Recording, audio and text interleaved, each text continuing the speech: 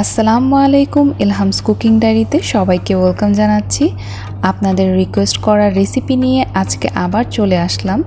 আজকে শেয়ার করব রেস্টুরেন্ট স্টাইলের চাইনিজ ভেজিটেবল রেসিপি। কোনো ধরনের মশলা ব্যবহার করা ছাড়া খুব সহজে কিভাবে চাইনিজ ভেজিটেবল বানানো যায় আজকে আমি আপনাদের তাই করে দেখাবো। চলুন তাহলে কথা না বাড়িয়ে রেসিপিতে যাওয়া যাক। ভেজিটেবল বানানোর জন্য প্রথমে নিয়ে নিচ্ছি 4 ভাগ করে কেটে রাখা 2 কাপ পরিমাণের পেঁয়াজ কুচি, নিয়ে নিচ্ছি 500 গ্রাম পরিমাণের কাঁচা পেঁপে। এটিকে আমি ভেজিটেবল কাটার দিয়ে পাতলা করে কেটে নিয়েছি। দেখতেই পাচ্ছেন কতটা পাতলা পাতলা হয়েছে। এখন নিয়ে নিচ্ছি 300 গ্রাম পরিমাণের চিচিঙ্গা, বিচি ফেলে লম্বা লম্বাভাবে আমি কেটে নিয়েছি। আরও নিয়েছি গাজর 1.5 কাপ পরিমাণের, এটিকেও কাটার দিয়ে পাতলা করে কেটে নিয়েছি। নিয়ে নিচ্ছি 300 গ্রাম পরিমাণের চাইনিজ পাতা, হাত দিয়ে ছিঁড়ে নিয়েছি।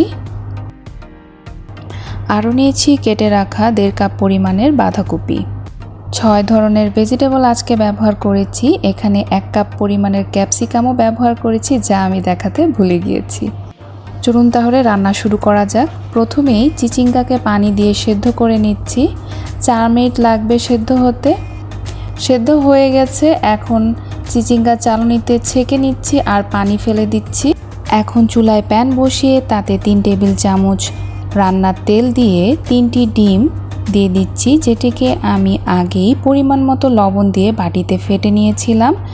এখন ডিমগুলোকে ভালো করে এভাবে ঝুরি করে নিচ্ছি। ঝুরি হয়ে গিয়েছে, এখন এটাকে আমি বাটিতে তুলে নিচ্ছি। একই প্যানে আবার 2 টেবিল চামচ রান্নার তেল দিয়ে এর মধ্যে দিয়ে দিচ্ছি কেটে রাখা পেঁয়াজ। এখন এই পেঁয়াজগুলোকে 1 মিনিটের জন্য জাস্ট একটু ভেজে নিতে হবে। খুব বেশি ভাজার দরকার নেই। পেঁয়াজ ভাজা হয়ে গিয়েছে। এখন আমি পেঁয়াজগুলোকে একটি বাটিতে উঠিয়ে নিচ্ছি। একই প্যানে আবার 2 টেবিল চামচ রান্নার তেল দিয়ে দিচ্ছি। এখন এর মধ্যে দিয়ে দিচ্ছি ছোট করে কেটে রাখা 1.5 কাপ পরিমাণের মুরগির মাংস। এখন মাংসের মধ্যে দিয়ে দিচ্ছি 2 চা চামচ পরিমাণের সয়া সস। এই মাংসের মধ্যে এক্সট্রা কোনো পানি ব্যবহার করার দরকার নেই। মাংসের মধ্যে থাকা পানি দিয়েই এটি সিদ্ধ হয়ে যাবে। এখন দিয়ে দিলাম এর মধ্যে 1/2 চা চামচ লবণ। পানি শুকিয়ে আসলে মাংসটাকে আমি নামিয়ে নিচ্ছি। এখন একই প্যানের মধ্যে আমি 4 টেবিল চামচ রান্নার তেল নিয়ে নিচ্ছি। এর মধ্যে এখন দিয়ে দিচ্ছি একে একে সব ভেজিটেবলগুলো। প্রথমে আমি গাজর দিয়েছি, পরে আমি পেঁপে দিয়েছি। এই ভেজিটেবল রান্নার সময় আমি কোনো ধরনের পানি ব্যবহার করব না, আর ঢাকনা দিয়েও এই ভেজিটেবলটি রান্না করব না। ঢাকনা দিয়ে রান্না করলে ভেজিটেবলের কালারগুলো নষ্ট হয়ে যাবে। এখন এর মধ্যে দিয়ে দিচ্ছি 2 চা চামচ পরিমাণের সয়া সস আর দিয়ে দিচ্ছি 1/2 চা চামচ লবণ। এখন সব কিছু ভালো করে মিক্স করে নিচ্ছি। আপনারা দেখতেই পাচ্ছেন ভেজিটেবল থেকেই পানি উঠছে। আমি এক্সট্রা কোনো পানি দিইনি। এখন ভেজে রাখা মুরগির মাংসের মধ্যে দিয়ে দিলাম। এখন সব কিছু ভালো করে মিক্স করে নিচ্ছি।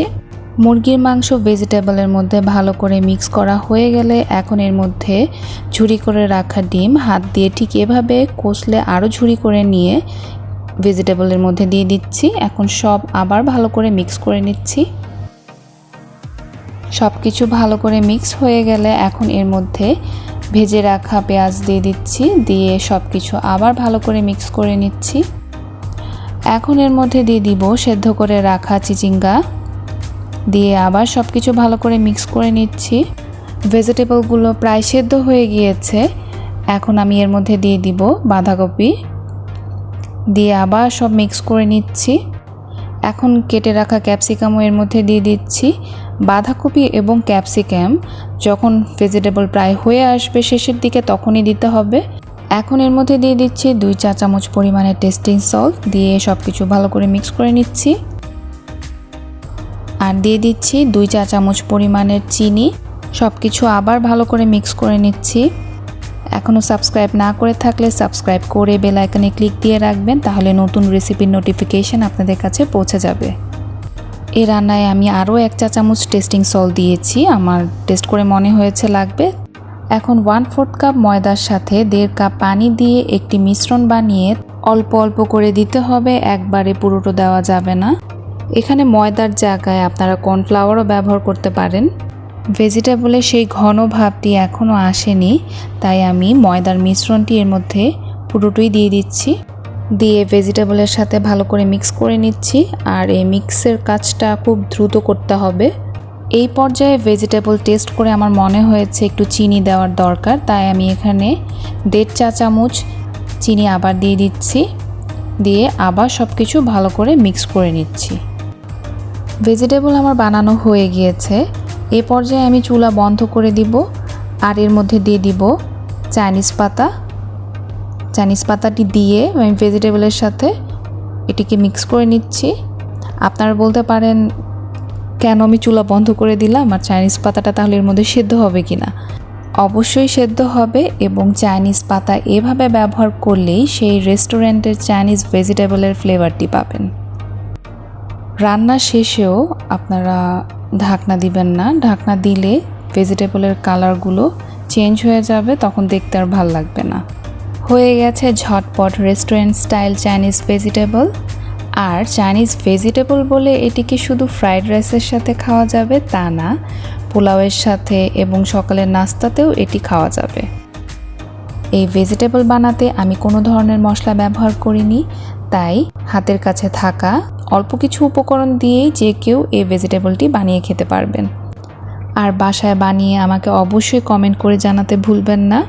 আর কী ধরনের রেসিপি আপনারা দেখতে চান সেটিও আমাকে কমেন্ট করে জানাবেন, আমি সেটি সহজভাবে করে দেখানোর ট্রাই করব।